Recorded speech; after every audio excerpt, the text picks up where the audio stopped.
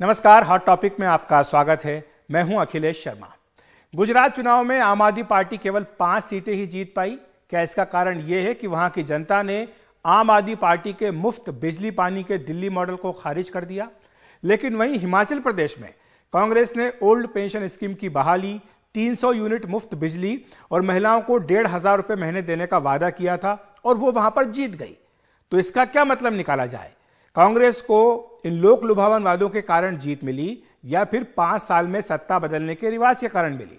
बहरहाल देश में रेवड़ी संस्कृति बनाम गरीब कल्याण को लेकर नए सिरे से बहस छिड़ गई है। इस बीच सरकार का यह भी कहना है कि गरीब कल्याण के लिए मोदी सरकार ने पिछले 8 साल में जो कदम उठाए हैं उन पर भी संसद में चर्चा होनी चाहिए। उस पर हम आगे बात करेंगे, लेकिन पहले नजर डाल लेते हैं कि पुरानी पेंशन व्यवस्था कायम करने के कांग्रेस का जो वादा है उसका क्या असर पड़ने वाला है और वो वादे को लेकर अभी तक कांग्रेस पार्टी ने क्या क्या किया है। आपको बताएं कि एनपीएस बनाम पुरानी पेंशन ये बहस अब पूरे देश में छिड़ चुकी है और इसको लेकर के केंद्र और राज्य सरकार आमने सामने नजर आ रहे हैं।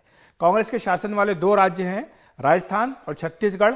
वहां पर पुरानी पेंशन को बहाल कर दिया गया है और अप्रैल 2022 में छत्तीसगढ़ सरकार ने ओपीएस में वापस जाने की अधिसूचना जारी कर दी थी और राजस्थान और छत्तीसगढ़ दोनों ही सरकारों ने यह कहा है केंद्र सरकार से कि एनपीएस में अभी तक उनके राज्य सरकार के कर्मचारियों के जितने भी पैसे जमा हुए हैं उन्हें वापस कर दिया जाए।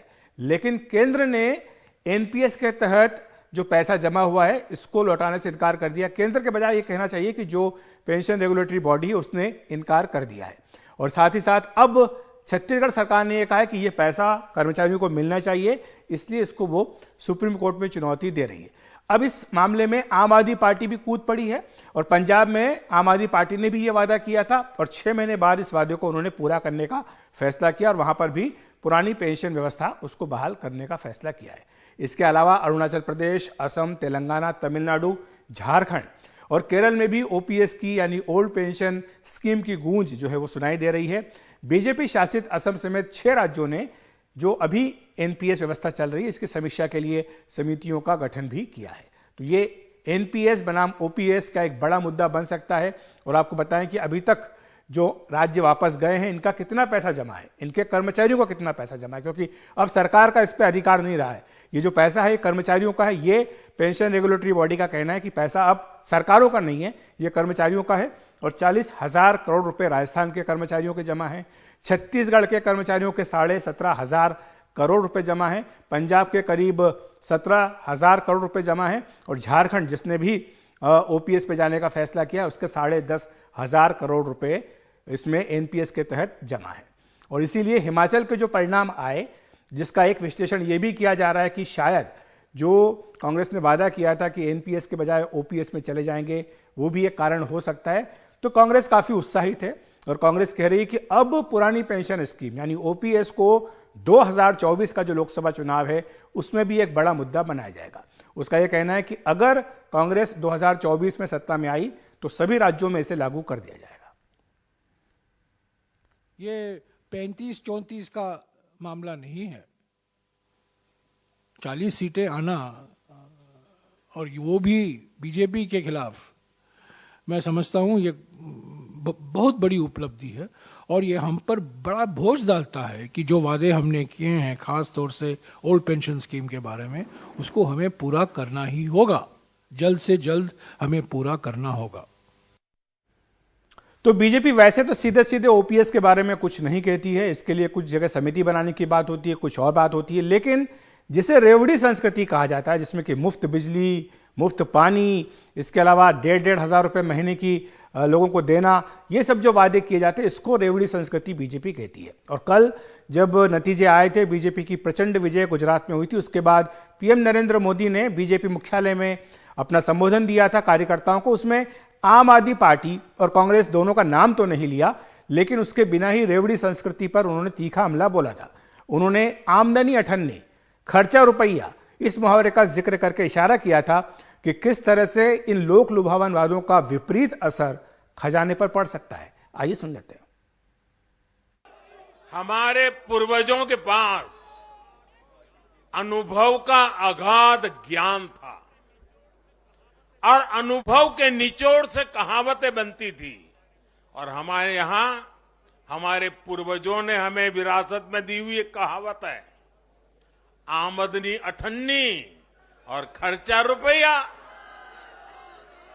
अगर ये वाला हिसाब रहेगा तो क्या स्थिति होगी, ये हम दुनिया में हमारे अड़ोस पड़ोस में आज भली भांति देख रहे हैं। और इसलिए आज देश बहुत सतर्क है। देश के हर राजनीतिक दल को ये याद रखना होगा कि चुनावी हथकंडों से किसी का भला नहीं हो सकता।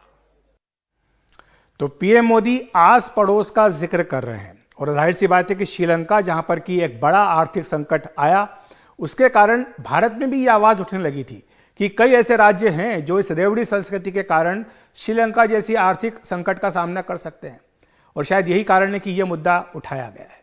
इस बीच केंद्र सरकार ने यह कहा है कि गरीब कल्याण के जो काम उनकी सरकार ने उन्होंने किए हैं उस पर संसद में चर्चा होनी चाहिए। गुजरात के प्रभारी और केंद्रीय श्रम एवं पर्यावरण मंत्री भूपेंद्र यादव का कहना है कि मोदी सरकार ने कई उपायों से गरीबों को सशक्त किया है। यादव के अनुसार गरीबों को सशक्त करने और रेवड़ी संस्कृति में अंतर है। मैंने उनसे बात की थी, आइए सुन लेते हैं। बीजेपी ने गुजरात में ऐतिहासिक जीत हासिल की है और यहाँ पर एक नई बहस भी शुरू हुई है कि क्या गुजरात के लोगों ने जिसे कि रेवड़ी संस्कृति कहा जाता है उसे खारिज कर दिया। एक तरफ गरीब कल्याण की बात बीजेपी करती है और दूसरी तरफ आम आदमी पार्टी हो या कांग्रेस, उनकी ओर से कई मुफ्त सेवाएं देने की बात भी वादे भी जो है वो किए गए थे। अधिक बातचीत करने के लिए हमारे साथ केंद्रीय मंत्री भूपेंद्र यादव जी हैं। भूपेंद्र जी, एक तरफ गरीब कल्याण का विषय है, एक तरफ जिसको कि रेवड़ी संस्कृति कहा जाता है बीजेपी की ओर से वो है। आपको लगता है कि जनता ने अपना फैसला सुना दिया है? हाँ, जनता ने निश्चित रूप से अपना फैसला सुनाया और मेरा ये मानना है कि रेवड़ी और एम्पावरमेंट के अंतर को समझना चाहिए। भारतीय जनता पार्टी इस बात में पूरी तरह विश्वास करती है कि लोगों का एम्पावरमेंट होना चाहिए। जैसे अगर सब गाँव तक बिजली नहीं है तो बिजली पहुंचना तो आवश्यकता है, तो हर गांव तक बिजली पहुंचाना ये एम्पावरमेंट है। लेकिन उसके बाद अगर आप पर्सनल कंजम्पशन करते हैं तो वो जो है वो उसकी कैपेसिटी आपको बढ़ानी चाहिए, उसके लिए रोजगार बढ़ाना चाहिए, उसके लिए आपको ऐसा सपोर्ट करना चाहिए जिससे आपके रोजगार बढ़े। तो एम्पावरमेंट होना चाहिए। केवल सरकारी पैसे को इसलिए लुटा देना कि आप किसी का पर्सनल गेन हो जाए और उससे वोट आ जाए, वो रेवड़ी बांटना है। और भारतीय जनता पार्टी लगातार एम्पावरमेंट के विषयों को लेकर के आगे बढ़ती है। अब जैसे कोरोना का संकट आया तो लोगों को अगर हम स्वास्थ्य की सुरक्षा देंगे तो ये उनका एम्पावरमेंट है। एम्पावरमेंट और रेवड़ी बांटना दोनों में अंतर है और ये ऐसा विषय है। पब्लिक एम्पावरमेंट के लिए जो सबसे अच्छा प्लेटफॉर्म है वो पार्लियामेंट है।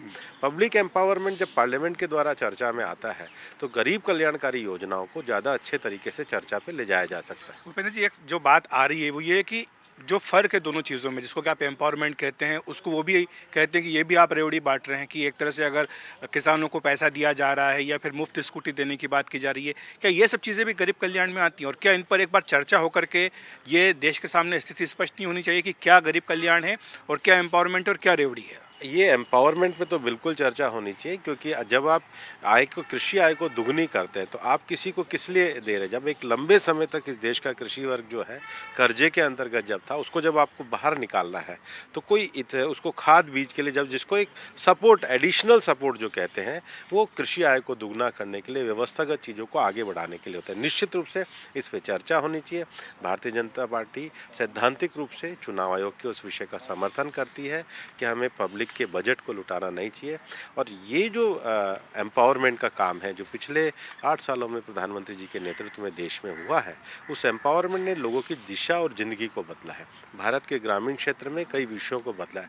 आपको ध्यान में होगा कि आज दुनिया के बड़े बड़े आर्थिक समाचार पत्र भी ये मानते हैं कि भारत सरकार ने कोविड के समय में जो आत्मनिर्भर भारत योजना लेकर के आए हैं, उससे जो रोजगार सृजन के लिए जो एम्पावरमेंट हुआ वो आज इस बात को दर्शाता है कि भारत अपनी विकास दर में दुनिया के कई देशों में बहुत आगे है, इन्फ्लेशन को रोकने में सफल हुआ है। ये सरकार की योजना का सकारात्मक प्रभाव। एक अंतिम प्रश्न इसी विषय से जुड़ा हुआ कि जो वादे जैसे कि कांग्रेस ने किया, आम आदमी पार्टी ने किया कि ओल्ड पेंशन सिस्टम की ओर हम वापस जाएंगे, पंजाब में उन्होंने कर दिया, छत्तीसगढ़ राजस्थान में कर दिया, अब हिमाचल में उनकी सरकार बन गई है, लेकिन जो खजाना है वो क्या इस बात की अनुमति देता है कि ओपीएस जैसे वादे जो उनको पूरा कर सके? क्योंकि जब 2004 में इसको लागू किया गया और ये आपके मंत्रालय से संबंधित भी है, तो ये बात कही गई थी कि इससे एक नया सिस्टम हम बना रहे हैं, रिफॉर्म हो रहा है पेंशन सेक्टर में, लेकिन अब ये जो वापस जा रहे हैं ओपीएस में, क्या इससे नुकसान नहीं होगा?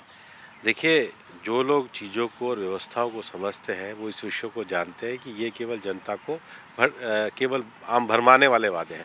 कांग्रेस तो जो छत्तीसगढ़ में कह के आई थी कि कल ही कर्जे माफ़ कर देंगे, वो कहाँ गए? जो राजस्थान में कह के आए थे वो इनके वादे कहाँ गए? और 70 साल से वादे ही कर रहे हैं। वादे से ज़्यादा इरादे और संकल्प किसी भी सरकार को दिखाते हैं। गुजरात में जो 27 साल से भारतीय जनता पार्टी शासन करने के बाद वापस से आई है, वो इस बात को दर्शाता है कि किए गए वादों को पूरा किया गया है। और मेरा ये मानना है कि पिछले बार भी जो भारतीय जनता पार्टी केंद्र में वापस आई है वो प्रधानमंत्री नरेंद्र मोदी जी के नेतृत्व में गरीब कल्याण योजना के सफल क्रियान्वयन के कारण है।